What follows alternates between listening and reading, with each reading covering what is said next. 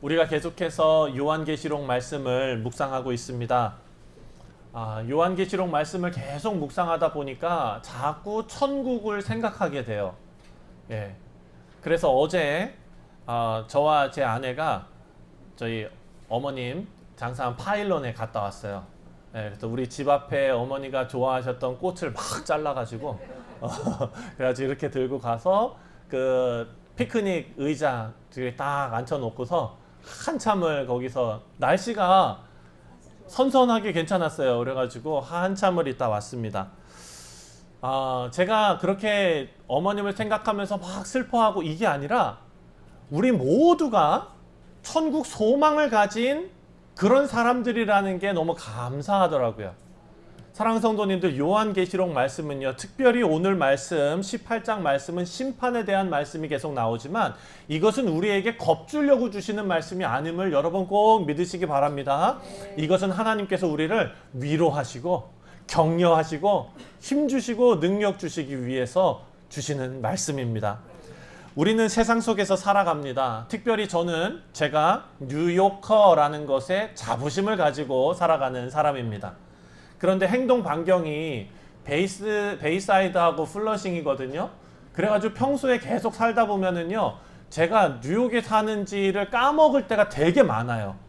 그냥 한국 사는 것 같이 그렇게 막 느껴지다가 어쩔 때 한 번씩 내가 뉴욕 살고 있구나 느낀 때가 있어요. 언제냐면 저기 목사님도 회의 있어가지고 뉴저지 넘어갔다가 조지 워싱턴 다리 건너가지고 오면은 와 이러면서 그렇지 내가 뉴욕 살지 이런 생각이 들어요. 근데 여러분 생각해보면 우리는 인간은요 이런 망각의 동물이고요, 그리고 또 망각하는 존재고 쉽게 적응해버리는 존재예요. 그렇죠? 여러분 정말 죄송한 말씀이지만 저는요 어떨 때 우리가 주일마다 여기서 예배 드리잖아요. 이 공간이 너무 익숙해져 있어요.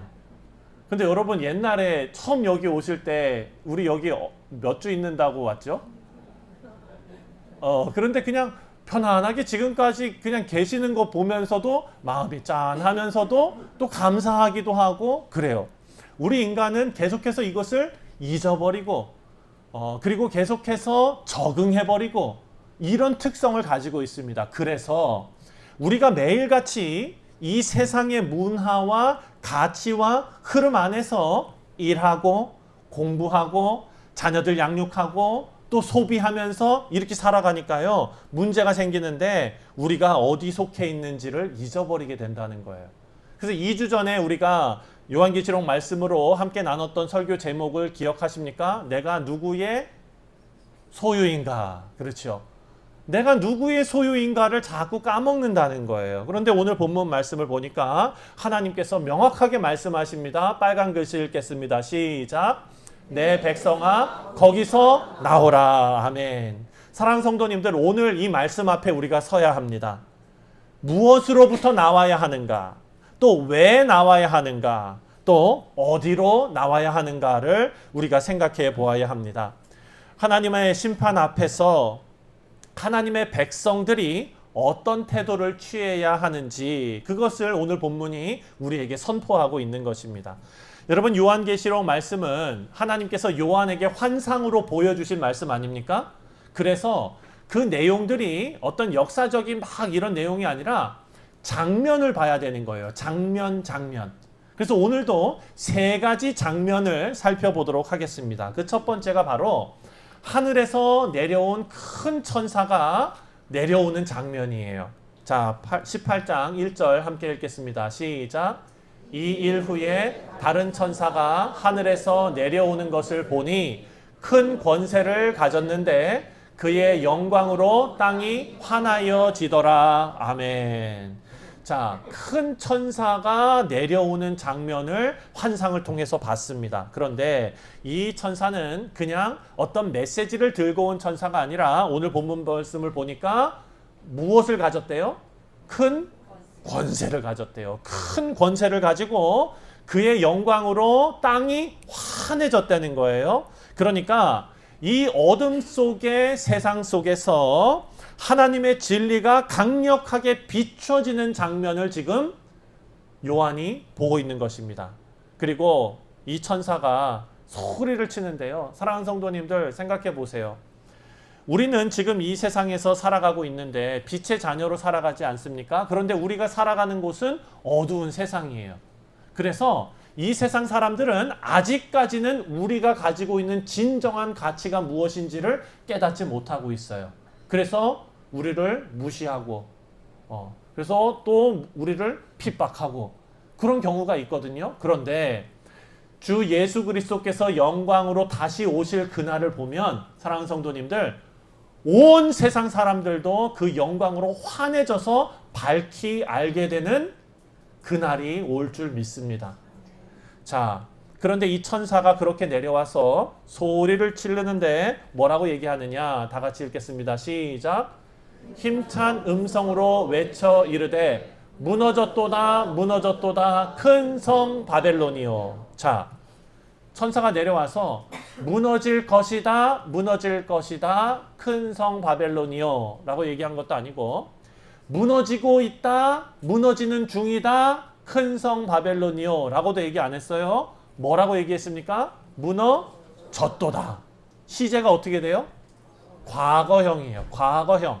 이미 이루어진 거예요. 우리 자녀들 할 때도 우리 말씀 나눌 때도 이미 이루신 희생 아닙니까? 이미 이루신 십자가의 능력 아닙니까? 마찬가지입니다. 이 구절은 과거형이에요. 즉 요한이 이 말씀을 받을 당시에도 바벨론, 다시 말해서 로마 제국을 포함한 하나님을 대적하는 모든 세속적인 체계와 도시 문화가 여전히 건재하고 있었어요.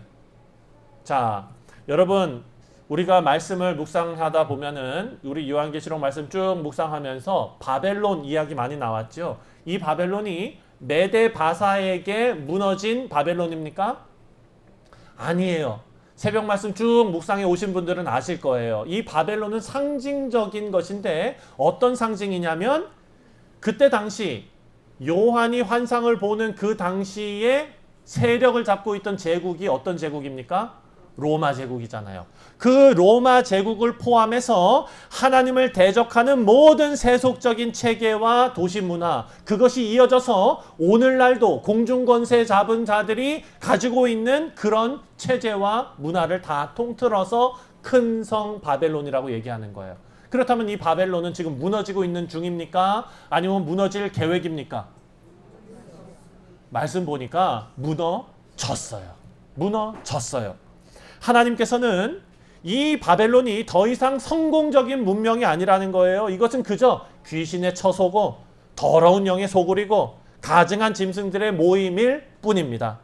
바벨론은 하나님을 대적하고 자기 영광 추구하고 사치와 쾌락과 교만을 중심으로 돌아가는 세상 가치 전체를 의미하는 거예요.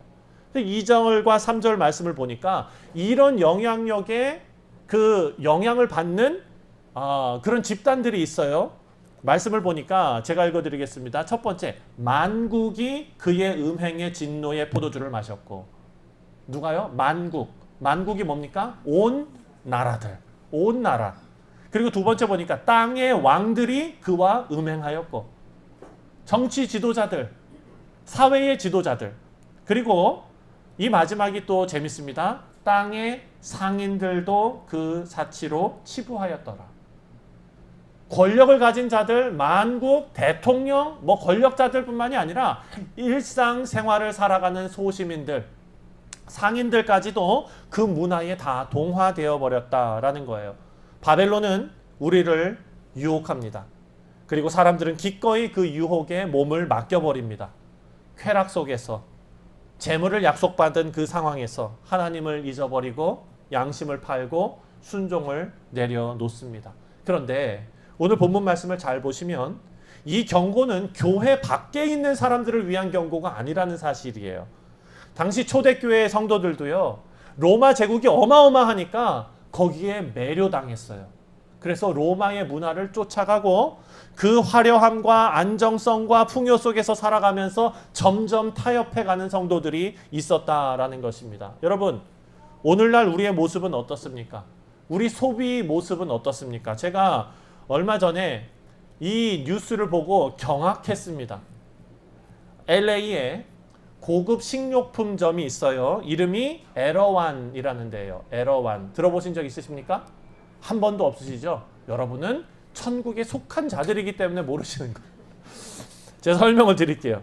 에러완이라는 이 고급 식료품점이 있는데 여기는 셀러브리티들, 네, 연예인들, 아주 부자들 이런 사람들만 가게에 식료품 사러 오는 거예요. 그런데 딸기 하나가 이렇게 있어요. 요 딸기 한 개. 예. 우리 집사님 전문가시니까 딸기 하나 얼마입니까? 얘기하지 마세요. 원가 공개하면 안 되니까. 네. 어쨌든 딸기 한 파운드가 아니라 한 알. 한 알을 유리병에다가 이렇게 담아가지고 파는 거예요. 얼마에 파는 줄 아십니까? 19불 99전. 이야. 이게 어떻게 바이럴이 됐냐면 17살 여자 분입니다. 이름이 알리사 안토시라는 여자분이 거기에 가서 유튜브 방송을 한 거예요. 나는 이런 거 먹는다 하면서 17살짜리 분인데 인플루언서예요. 그러니까 요즘 초등학생들이 가장 되고 싶은 직업 뭡니까? 유튜버. 네. 와가지고 거기 와서 이거를 했는데 이게 이제 막 다 소문이 난 거예요. 그래가지고 이 소문을 보고 야 저거 너무하지 않느냐 한 여론이 있는 게 아니라 나도 가고 싶다 라는 여론이 다 된 거예요. 그래서 거기 그 식료품점에 제일 많이 오는 진짜 많이 볼 수 있는 사람들이 누군 줄 아십니까? 여러분 깜짝 놀라실걸요? 한국 여행객들. 네. 그런데 20대, 30대. 근데 다 와가지고 뭐 하고 있는 줄 아세요? 아니 그거 하나씩 사가지고 가는 거예요. 그래가지고 그 사람들을 쫓아가서 인터뷰를 했어요. 뭐라고 인터뷰를 했냐고 이거 너무 비싼 거 아닙니까? 그랬더니 하는 얘기가 나는 경험을 소비하고 있습니다. 이렇게 얘기하는 거예요. 사랑 성도님도 경험이라고 다 좋은 건 아닙니다. 큰 성 바벨론이여 하는 그 시류에 떠내려가는 그런 일들을 우리가 경험하기 위해서 살아간다. 이것은 잘못된 일이다라는 거예요. 사랑하는 성도님들, 우리가 자녀 교육에 대한 기준도 어디에서 나옵니까? 말씀에서 나와야 한다라는 것입니다. 공부 열심히 해야 돼 지금 맞는 얘기예요. 그런데 그 뒤에 덧붙여지는 게 뭡니까? 그래야 나중에 편해. 그래야 나중에 누릴 수 있어. 지금 공부 열심히 해서 돈 많이 벌어야 나중에 누릴 수 있는 거야. 맞는 얘기이면서도 불편한 진실입니다. 우리가 추구하는 삶의 성공은 어떤 모양입니까? 사랑하는 성도님들, 오늘 하늘에서 내려온 천사는 우리에게 이렇게 말하고 있는 것입니다. 이것이 하나님의 눈에 보이는 바벨론이다. 너희가 사모하고 있는 이 도시는 이미 무너졌다라는 것을 하나님께서 오늘을 살아가고 있는 우리에게 알려주고 계십니다. 자, 이미 무너졌습니다. 사랑하는 성도님들, 세상 풍조 따라가는 그런 분들이 아니라 하나님의 영광을 위해서 살아가는 우리 모두 되기를 바랍니다. 사랑하는 성도님들, 세상 사람들이 다 그렇게 간다고 떠내려가면 유명한 얘기죠. 제가 여러 번 말씀드렸습니다. 오직 죽은 물고기만이 강물을 따라 헤엄친다. 우리가 영적으로 깨어 있다면 이 시류와 거슬러서 헤엄쳐야 될 줄 믿습니다. 물론 힘들지요. 지칩니다. 하지만 그것이 살아있음인 줄 믿습니다. 두 번째 장면은 하나님의 백성을 향한 부르심입니다. 이제 본문 중심으로 들어가서 4절과 5절 말씀을 함께 읽어보겠습니다. 시작. 또 내가 들으니 하늘로부터 다른 음성이 나서 이르되 내 백성아 거기서 나와 그의 죄에 참여하지 말고 그가 받을 재앙들을 받지 말라. 그의 죄는 하늘에 사무쳤으며 하나님은 그의 불의한 일을 기억하신지라. 아멘. 자, 우리가 다시 한번 생각할 수 있는 것은 하나님께서 이 환상을 통해 주시는 메시지가 누구를 위한 메시지입니까? 하나님의 부르심이 세상 사람들을 향한 부르심이 아니라 교회를 향한 부르심이에요. 빨간 글씨 뭐라고 되어 있습니까? 내 백성아, 내 백성아. 하나님은 세상 사람들에게 거기서 나와라 하지 않으세요.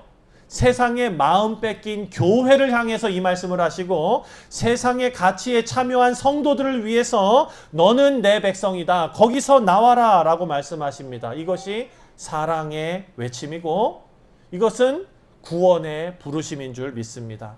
자, 그 외침이 무엇인지 하나씩 살펴보겠습니다. 첫 번째, 내 백성아 거기서 나와. 그 다음에 빨간 것이 뭡니까? 시작. 그의 죄에 참여하지 말고. 여기서 참여하다라는 것은요, 외적으로 행동으로 참여하다라는 것을 넘어서는 단어예요. 다시 말해서 그 죄에 큰 성 바벨론이 따라가는 게 뭡니까?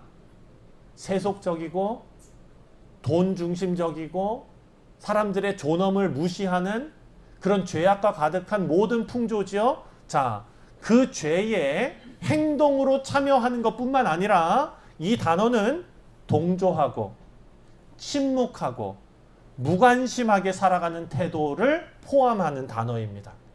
그러니까 우리가 불편한 진실로 정확하게 성경이 말하는 것을 다음 세대에게 가르치지 않고 인간적인 마음으로 그 신앙보다는 그래도 조금 더 편안한 삶, 그 신앙보다는 그래도 조금 더 나은 삶을 주입시키고 있다면 하나님 말씀대로 가르치는 것은 아닌 것입니다.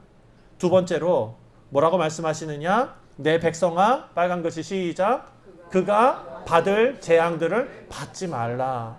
바벨론의 멸망은 필연적인 것입니다. 하나님의 공의의 결과예요. 그 심판에 함께 망하지 않으려면 발을 담그지 말아야 한다라는 것입니다. 그리고 5절 말씀 보니까 그의 죄는 하늘에 사무쳤으며. 자, 하늘에 사무치다. 이 표현이 어디에 나오냐면 바로 창세기 바벨탑 사건 때 나옵니다. 바벨탑의 사건, 여러분 우리는 무엇을 생각합니까? 인간의 교만이죠. 하나님처럼 높아지려고 하는 인간의 교만이 탑을 쌓게 하지 않았습니까? 그런데 그것이 쌓이고 쌓이고 쌓이고 또 쌓여서 그것이 어디에 사무쳤다고요? 하늘에 사무쳤다. 인간의 교만과 불의가 하늘 끝까지 쌓인 것입니다. 사랑하는 성도님들, 하나님께서는 오래 참으십니다. 하지만 영원히 참지 않으십니다. 결국 기억하시고 응답하시는 분이십니다. 자, 그래서 우리는 이 말씀을 통해서 내가 지금 어디 속해져 있는가? 우리 교회는 세상으로부터 구별되어져 있는가? 차별이 아닙니다. 구별입니다. 우리는 바벨론의 사치에 감탄하고 있는가? 바벨론의 안정에 안도하고 있는가? 바벨론의 성공을 따라가고 있는가? 하나님께서는 우리에게 말씀하십니다. 내 백성아 거기서 나오라. 이것은 정체성의 회복입니다. 너는 나의 백성이다. 너는 바벨론의 사람이 아니다.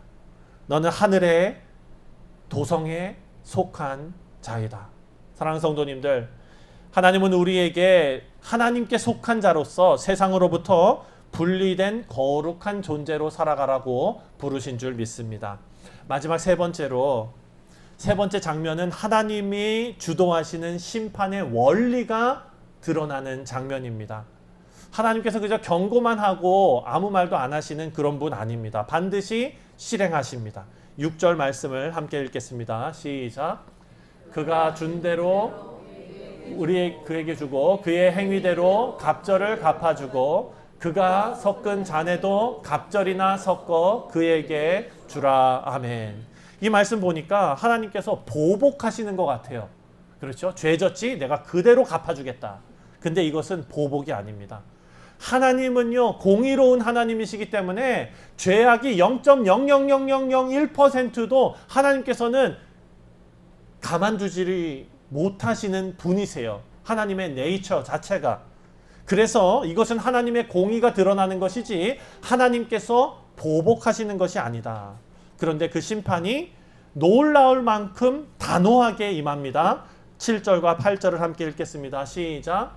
그가 마음에 말하기를 나는 여왕으로 앉은 자요 과부가 아니라 결단코 애통함을 당하지 아니하리라. 그러므로 하루 동안에 그 재앙들이 이르리니. 아멘. 자, 바벨론의 문제는요, 그냥 악을 행한 것에 있는 것이 아니라 여기 내용을 보니까 뭐라 그럽니까? 나는 여왕이다. 누구도 나를 건드리지 못한다. 나는 결코 애통하지 않을 것이다. 부족함이 없다. 나는 절대로 무너지지 않는다. 사랑하는 성도님들, 이것이 인간의 교만이 보여주는 전형적인 형태다라는 것이죠.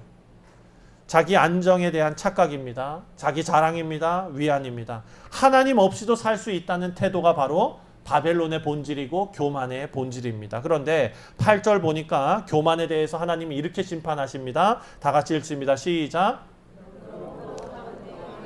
그 재앙들이 이르리니 곧 사망과 애통함과 흉년이라.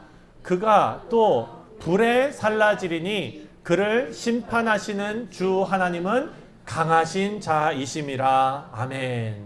자, 여기에서 이 말씀에서 우리는 세 가지를 알 수가 있습니다. 첫 번째, 하나님의 심판이 어떻게 임하는가? 첫 번째, 하나님의 심판은 갑작스럽게 임한다는 거예요. 그래서 이것 가지고 여러분 도박할 수가 없어요. 하나님 언제 오실지, 주님 언제 오실지 갑작스럽게 오십니다. 사랑하는 성도님들, 내가 세상에서 누릴 거 다 누리다가 오시기 직전에 회개해야지 어떻게 합니까 그거를. 그렇죠? 하나님의 심판은 갑작스럽게 일어난다. 지금 여기 보니까 하루 동안에 라는 단어가 쓰여져 있습니다. 그리고 다른 곳에서는 1시간 안에 라는 표현도 있습니다. 바벨론이 세워지기까지는 오랜 시간이 걸렸어요. 하지만 무너지는 것은 얼마큼 걸린다고요? 1시간입니다. 1시간. 사랑하는 성도님들, 하나님 심판 앞에서 우리 모든 것이 순식간에 무너질 수 있다라는 거예요. 제가 이것을 어떻게 느꼈느냐? 저는요, 제가 고등학교 졸업하고 그리고 대학교를 필리핀으로 가면서 거기에서 선교지에서 사역을 했습니다. 근데 그때는 왠지 제 마음속에 어려서 그랬던 것 같아요. 두려움이 없어요. 네. 그래서 거기는 사실 우리 선교지 그 안쪽으로는요, 택시도 잘 안 들어가요. 강도당할까 봐. 그런데 그냥 밤에 걸어가는 거예요, 막. 근데 두려움이 없어요. 그리고 가서 사람들이 그 더러운 손으로 진짜 여기 노숙자들처럼 쓰레기 더미 앉아가지고 먹는, 그런데 나한테 먹을 거냐고 하나 주면은 또 기쁨으로 같이 막 먹고. 우리 선교사님은요, 얼마 전에 필리핀 그 선교사님 소천하셨지만, 죄송합니다. 식사 전인데 기생충을 달고 사셨어요. 약을 먹어도 안 되는 거예요. 이게 계속 그렇게 같이 사니까. 그런 상황에서 저도 이 분들을 그냥 사랑하는 마음이 막 있었는지, 아니면은 한편으로 잃을 게 없어서 그랬는 건지, 어떤 한 분이 문둥병에 걸려가지고 왔어요. 그런데 서울대 피부과 어떤 분이 그 샘플 조직을 가져가가지고 약을 만들어가지고 가지고 왔는데, 그 분을 제가 그 약을 발라주거든요. 그냥 맨손으로 막 이렇게 발라줬다가 선교사님이 제 등짝을 그냥 때리면서, 선교 잘하는 게 이렇게 하는 게 선교 잘하는 게 아니라 잘 먹고 몸 건강하게 관리 잘하고 이렇게 하는 게 선교 잘하는 거라고 저를 혼내셨던 적이 있거든요. 근데 그때 당시에는 그게 두렵지가 않은 거예요. 그냥 예수님 하신 것처럼 하고 싶었던 거예요. 그런데 사랑하는 성도님들, 지금 저보고 그렇게 하라 그런다. 할 수 있을 것 같습니까? 솔직히 말씀드려서 못하겠어요. 이제는 저만 바라보면서 제 아내가 그냥 이렇게 막 눈에 아른거리고, 우리 사랑하는 성도님들이 막 아른거리고, 자기가 가지고 있는 것들이 점점 많을수록 사랑하는 성도님들 어떻게 되는 줄 아십니까? 내려놓지 못하게 되는 거예요. 그러니까 우리는 우리가 의지하는 기반이 무엇인지를 생각해 보아야 합니다. 우리 은행, 잔고가 우리의 의지하는 기반이 될 수 없습니다. 자녀가 기반이 될 수 없습니다. 우리 직장이, 인간관계가 그것이 기반이 될 수가 없습니다. 이 모든 것은 얼마 만에 사라질 수 있다고요? 1시간 만에 사라질 수 있다. 두 번째 심판은요, 하나님의 심판은 전면적이라는 거예요. 어떤 한 부분만이 아니에요. 예수님 다시 오셨을 때 그 심판은 사망과 애통함과 흉년이 동시에 임한다는 거예요. 이것은 물리적인 고통, 정서적인 고통, 경제적인 붕괴, 모든 것이 함께 온다. 한 영역만이 아닙니다. 삶 전체를 다루는 것입니다. 세 번째, 하나님의 심판은 불로 임한다라고 말했습니다. 불은요, 성경에서 어떤 상징적인 의미가 있느냐? 바로 심판과 정결함이에요. 자, 불, 정연하는 불, 연단하는 불 아시죠? 네, 불순물이 섞여 있는 그것을 불로 뜨겁게 해가지고 불순물들을 다 태워버리는 거예요. 나중에 남는 거는 순금만 남지 않습니까? 이것이 바로 남김없는 멸절을 의미하는 것입니다. 그리고 이 심판의 결론은 8절 말씀입니다. 다 같이 읽겠습니다. 시작. 그가 또한 불에 살라지리니 그를 심판하시는 주 하나님은 강하신 자이심이라. 아멘. 하나님은 강하신 분이십니다. 우리는 하나님을 사랑의 하나님으로 기억하지요. 하지만 요한계시록은 하나님의 다른 부분도 우리에게 보여줍니다. 바로 전능하신 심판주로서의 하나님을 우리에게 보여주고 있습니다. 하나님 앞에 서 있는 우리, 무엇을 의지하고 살아야겠습니까? 우리는 말씀의 결론을 맺습니다. 바벨론에서 나와서 시온으로 가야 됩니다. 바벨론에서 나와서 시온으로 가야 한다. 오늘 본문 말씀 보니까 하나님의 백성들에게 내 백성아 거기서 나오라 라고 말합니다. 이 바벨론은 다른 게 아니라 반복해서 말씀드립니다. 이 세상의 시스템이에요. 그 20불짜리 그 딸기 한 송이를 가지고 자랑하면서 모든 사람들이 부러워하는 그런 시대예요. 예. 사랑하는 성도님들, 한 사람이 죽어가고 있는데 지하철에서 그 사람을 그냥 밀어버리는 그런 시대에 살아가는, 비정한 시대에 살아가는 그 시대예요. 여기에서 하나님께서 뭐라고 말씀하십니까? 우리 보고 거기에서 나오라 라고 말씀하세요. 이것은 정체성의 선언입니다. 이 나오라 라는 것은 너는 세상 사람이 아니다. 바벨론 시스템에 소속된 존재가 아니다. 너는 하나님 나라의 백성이다. 근데 이 나오라 라는 단어에는 두 가지를 내포하고 있습니다. 첫 번째는 나오기 위해서는 세상으로부터 분리되어야 합니다. 분리. 그리고 분리되는 것만 아니라 우리는 분리되어서 어디로? 귀속되어야 돼요. 어디로 들어가야 합니까? 하나님을 향한 귀속이에요. 거룩은 단지 죄를 피하는 삶이 아닙니다. 제가 필리핀에서 대학교를 다닐 때 그 대학부 우리 그 목사님이 이런 설교를 한 적이 있어요. 여러분, 필리핀은 성적으로 문란한 그런 나라였습니다. 그래서 날씨도 덥고 사람들이 많이 몰에 가는 거예요. 몰. 네, 쇼핑몰에 갑니다. 그 쇼핑몰에 에어컨이 잘 나오니까 사람들이 하루 종일 거기에 붐벼요.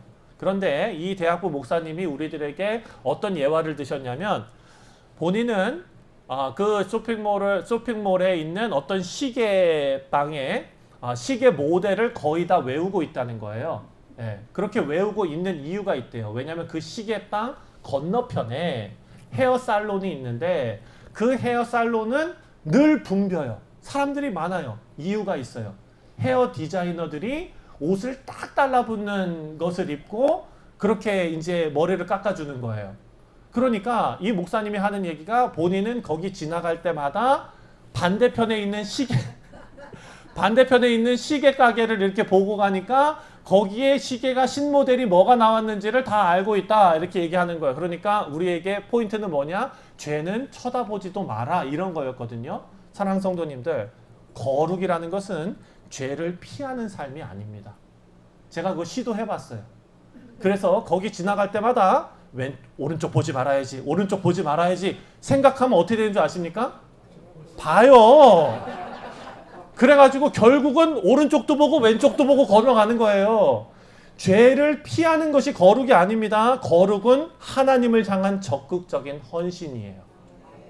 사랑하는 성도님들, 제가 부모님들께 계속해서 자녀들을 교육하는 그런 과정에서 여러 가지 격려를 해드리고 합니다. 그런데 교회에서 자녀들을 키워내는 데 있어서 사실 편하게 키우고 싶은 그런 생각들이 있지요. 교회에서 다 책임져 줬으면 좋겠고. 그런데 사랑하는 성도님들, 하나 우리가 생각해야 할 것은 무엇이냐? 교회에서 부모들이 어떻게 신앙생활 하는지를 어깨너머로 본 학생들이 바로 진정한 신앙을 배울 수 있는 계기가 되는 줄 믿으시기 바랍니다. 사랑하는 성도님들, 교회는요, 프로그램이 필요한 게 아니에요. 교회는 커뮤니티가 필요한 거예요. 교회의 어른이 필요한 거예요. 자녀들을 사랑해주고 격려해줄 수 있는 분들이 필요한 거예요.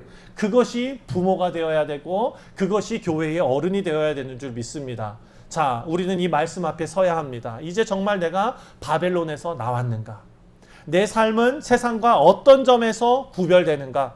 내 소비, 내 언어, 내 관계, 내 우선순위 속에서 하나님 나라의 흔적이 있는가? 우리 하나님께서 우리에게 말씀하십니다. 애가타게 말씀하십니다. 세상 사람들을 위해서 말씀하시는 것이 아닙니다.